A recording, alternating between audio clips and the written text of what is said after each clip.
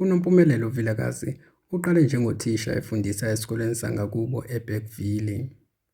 Nakuba ayewuthanda umsebenzi wakhe wokuba uthisha, kodwa inhliziyo yakhe ibikwi-acting. Lokhu kwenza ukuba ashiye umsebenzi wakhe wokuba uthisha ukuze ayozama inhlanhla kuDeep City eGoli.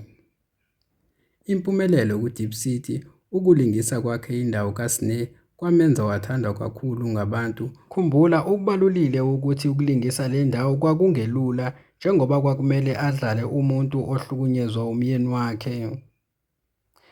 Ngemuva kokuphela komdlalo iDeep City, uNompumelelo akahlalanga phansi, uthathe isinqumo sokubuyela emfundweni eGoli. Lokhu kuhle ngoba kukhombisa intsha ukuthi education is the key ngisho noma ususaziwayo. Akaboneki njengomuntu ohlulekile kodwa njengomuntu onothando lokwakha ikusasa labantwana. Manje usewuthisha eGoli kodwa naku-acting akayekile futhi izinto zimhambela kahle ngoba usanda kuthenga unyonyovu lwemoto.